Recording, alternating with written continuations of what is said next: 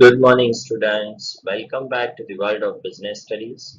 We are doing the chapter number 5, Organizing. This is part 2 of the chapter. Now, let's have a quick recap about what we have discussed in our previous section. Students, in previous session, we have discussed about the concept of organizing and the definitions given by the different scholars for the organizing. With this, we have also discussed the most important topic of this chapter, that is the process of organizing. Now let's discuss about the next question, which says that importance or need of organizing. Students, we have to discuss that why there is a need of organizing in our organization. What is the need of it? Why organization is considered as one of the most important function of management, though we have planned all our activities. Students, only planning will not give you the success, because the planning should be made into the practical thing, and it will be made in a practical life with the help of organizing. So, the need and importance of the organizing can be understood with the help of the certain points.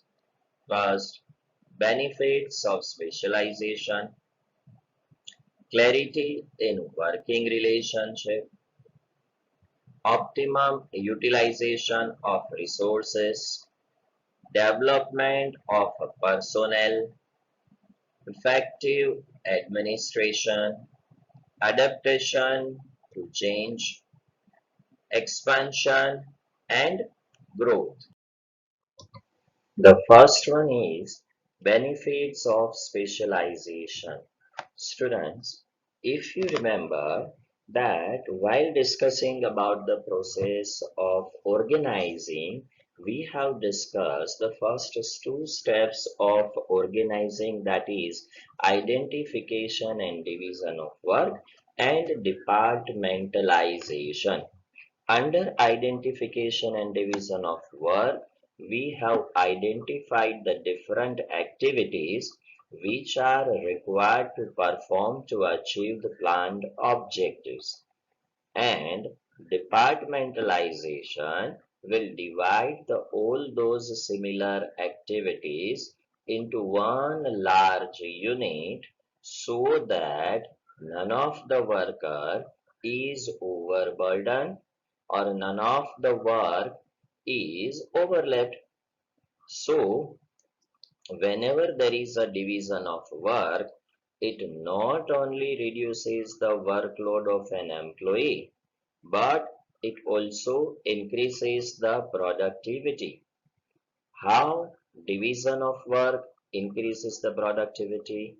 Students, if you have observed that when you are asked to perform a certain activity only once, your efficiency would be different. But if you have asked to perform that work again and again, your efficiency will automatically increases. When your sports in charge asks you to take one round of 100 meter, quite possible you would have to almost 20 to 25 seconds, but continuously for 20 days, if you take round of 100 meter on a regular basis, quite possible you will be able to complete the 100-meter race in 10 to 12 seconds, because for the days and days you were practicing the same activity. In the same manner, in organization also, when a specific worker performs a specific task again and again, she or he gains the experience and eventually achieves the specialization. He or she becomes the master in performing that task. This specialization improves the productivity and efficiency.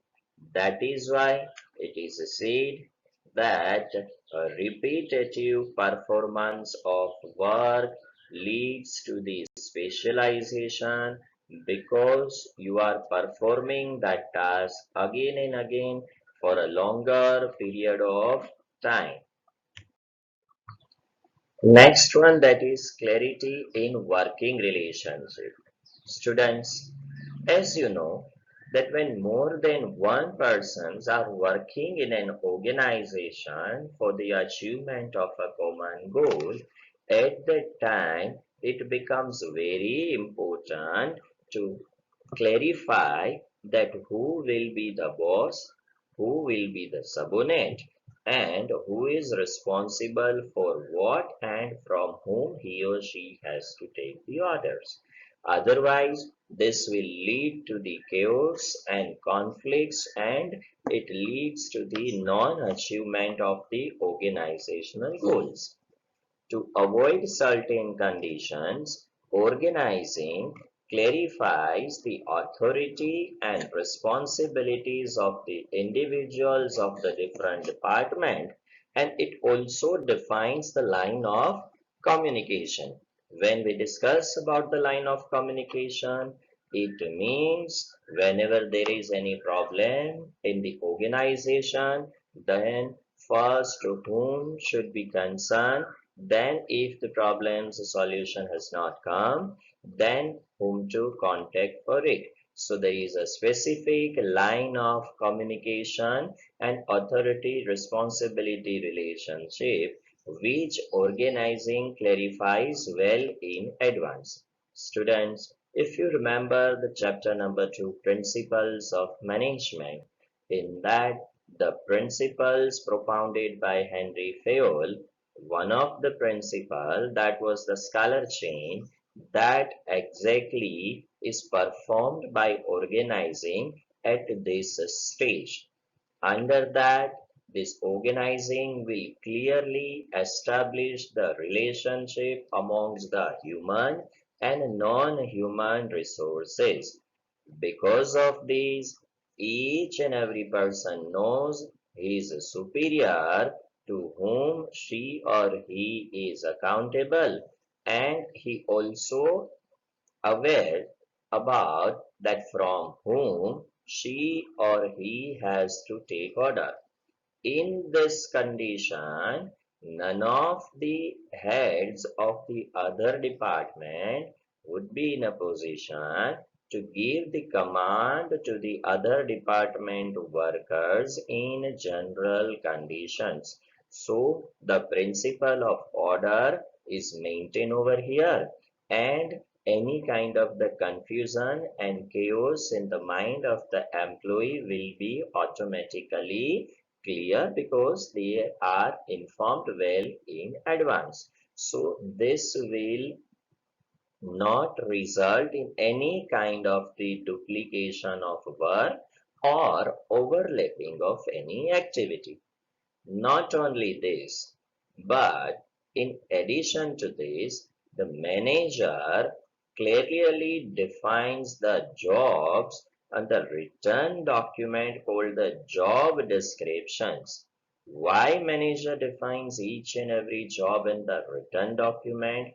The reason that this description will clearly inform each and every employee of a different department that what exactly has to be done in a particular task and what would be the role of each and every employee in performance of the task. So there won't be any kind of the confusion in the mind of the employee that who is going to perform which activity, who will be responsible for what, and to whom they are accountable. So this kind of the structure and clarification will lead to the clarity in working relationship, and there won't be any kind of the wastage of human or non-human resources which will lead to the achievement of the planned objectives. Next one, that is optimum utilization of resources. Students, this is the outcome of clarity in working relationship. Now, in that stage, the organizing will ensure that all the work is clearly defined and there is a clear-cut relationship between the human and non-human resources. If that is done, then at this stage, organizing will make sure that there is the optimum utilization of all the human and non-human resources. How there would be optimum utilization of human and non-human resources? Students, in the organizing itself, when there is a allocation of a duty, assignment of a job, then the job is assigned to each and every individual on the basis of their skills, their knowledge, their experience, educational qualification, and the capacity of a person in a creativity in the job, etc. And this whole thing will definitely result in the performance of the activity in the best and suitable way. Now, this assignment of a duties to an individually is clearly defined in the job descriptions. So, in the beginning itself, under the job description, each and every worker will be assigned a certain job. So, these individuals, they knows everything well in advance that what they are supposed to do, which part of the job they are supposed to perform, what would be their responsibility. If they face any kind of the problem, then to whom they have to contact, and after the completion of their job, to whom they have to report, to whom from whom they have to take the orders. This whole thing avoids the confusion and duplication of work, and there are no chances that the same work is performed by two or more workers, because everything, each and every part of a specific job is assigned to the workers, so they won't perform it in a duplicated manner. This will result in no wastage of time, of money, and of human and non-human resources. Next one, that is adaptation to change. Students, if you remember that while discussing about chapter number 3, business environment, we have discussed that organization, each and every business organization performs its business activity into the environment which keeps on changing, and it is a very dynamic environment. So it becomes very much important for each and every business organization that if they want to sustain in a market for a longer period of time, and if they want to compete their competitors, then whatever the changes taking place in an external environment, they have to make necessary changes in the internal environment also. Now, this environment, which is very dynamic, it always provides both thing to the business organization, that is challenges and opportunities. If business organization wants to adopt the opportunities, then they have to make necessary changes in their organization. This organizing will help the enterprise to adopt latest and innovative changes to place in external environment by suitably modifying the organizational structures. The organizing provides a different kind of the organizational structure in which the new changes which have come into the external environment can be introduced in the organization without disturbing the existing one. This will help the organization to sustain themselves in the marketplace for a longer period of time, and they would be able to compete their competitors. In this way, organizing provides stability to the enterprise so that it can continue and grow despite of changes, because changes are the only thing which never changes, and the business has to adopt all those changes if they want to continue their business or grow in the marketplace. And this organizing will give them opportunity to adopt all those changes by making suitable changes in their organizational structure. Effective administration. Let's discuss how organizing leads to the effective administration, or why there is a need for organizing to bring the administration in an effective manner. In the previous slide, we have discussed that the organizing will establish an effective relationship between the workers and the management. So, this description of jobs and clarifies the authority and responsibility relationship amongst the different employees of the worker. This will help in effective administration because the clear-cut structure of the job description and authority responsibility relationship will avoid the confusions, overlapping of work, and duplication of efforts.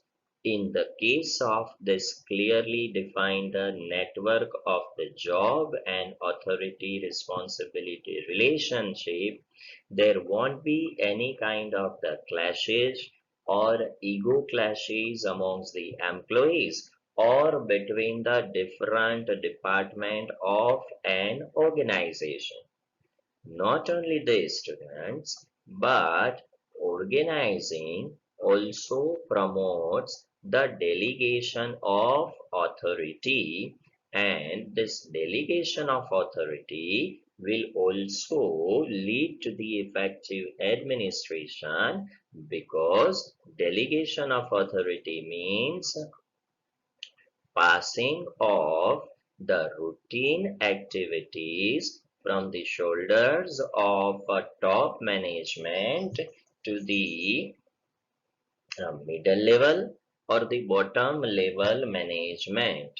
And when the certain routine activities are passed from the shoulders of the top management to the other management, that will reduce the workload of the top management, and it will increase the authority and motivational level of middle or bottom level management. They will feel that they are the part of the organization. The top management considers them efficient, who can perform their activity better. This way, this organizing gives a chance to the subordinates to perform the task in a different manner. It gives them chance to prove their efficiency, and these all activities will lead to the effective administration in any organizational structure. Development of personnel. Students, this organizing will lead to the development of personnel, and that development of personnel not only of the bottom level but of all the employees are at each and every levels of management. It means due to organizing, there would be the development of personnel at top level, middle level, and bottom level also. How it becomes possible? Let's discuss about it. That in the process of organizing, there is a division of work, and the departmentalization process, it leads to the specialization. So this division of work and specialization not only increases the productivity, but it also provides the growth opportunities to the employees. How this division of work and specialization provides the growth opportunities? Students, when the work is divided amongst the workers, it means there is a less burden on a single worker. Now, when there is a less burden of work on an employee, it will stimulate the creativity amongst the workers in performance of that particular job.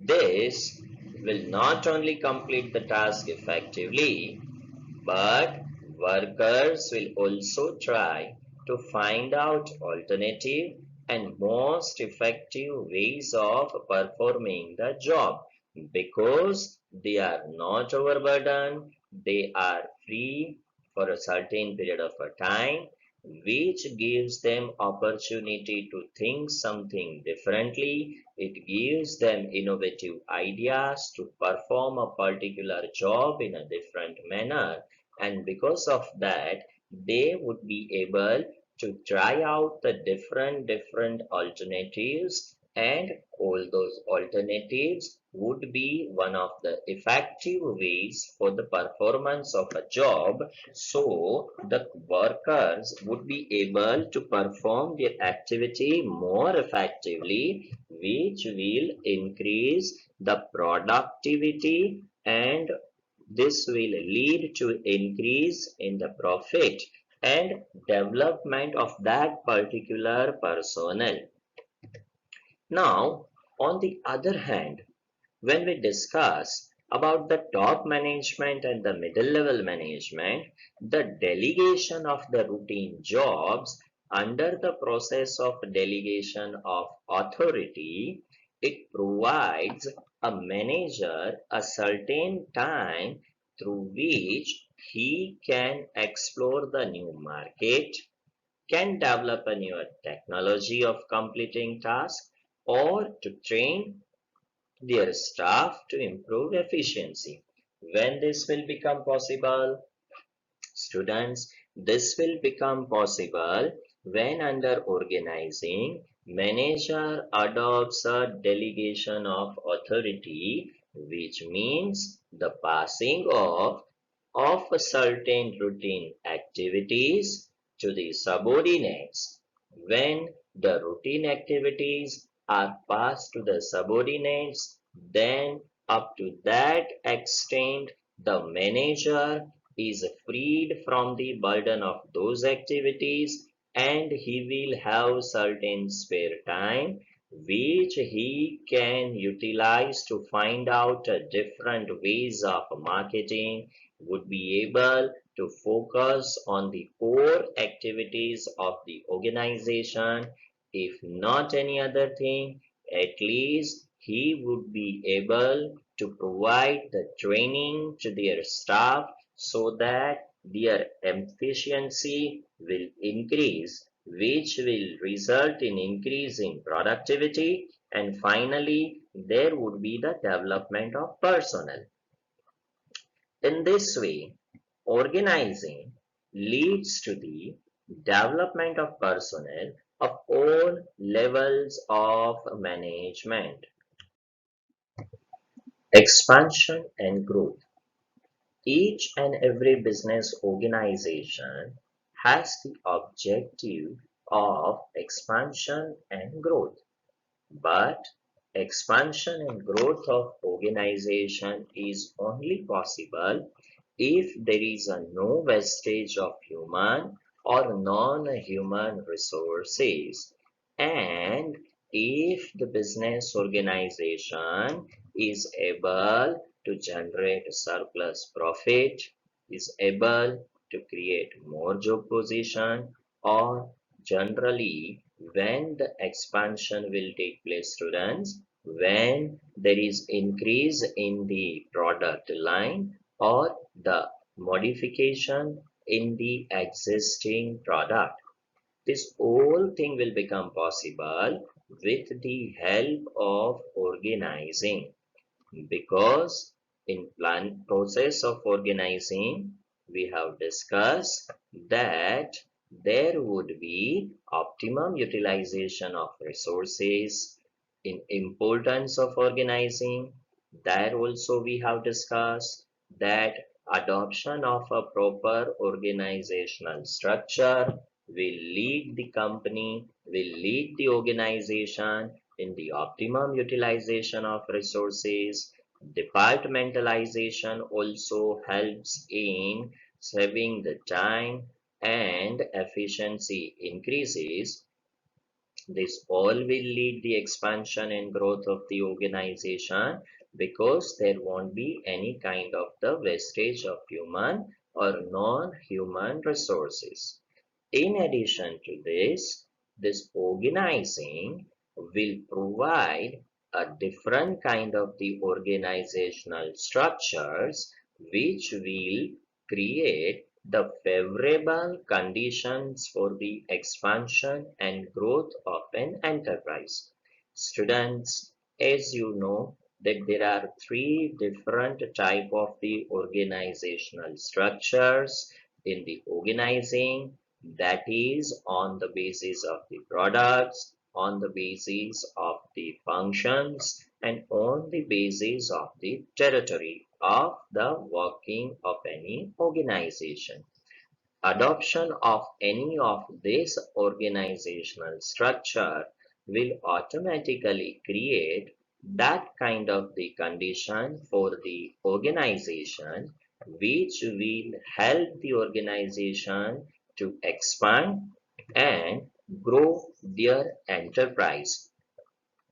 This organizing will allow the business enterprise to add more job positions, departments, product lines without disturbing the existing structure, and this will help in expansion and growth of the business, because without much capital investment a new product or the product line can be introduced in the organization, which will help the organization to compete their competitors in the marketplace and to earn sufficient profit, which will be utilized for the expansion and growth of the business. This becomes possible due to organizing process only. It's a summary time. Today we have discussed one of the important question of this chapter, that is, what is the importance of organizing and why there is a need of organizing. What are the benefits if we adopt the organizing in our organization? It's time for assignment, students, and assignment for the day is that how does organizing translate plans into the actions? The answer for this you will get it from the first day discussion of this chapter. Second, how does division of work leads to the specialization? Next and final one, why there is a need for organizing. Explain it in detail from the viewpoint of the organization. Now, students, it's time to say bye bye, goodbye. I hope I could convey what I wanted to, and you all understood the topic very well. Stay home, stay safe, and keep learning.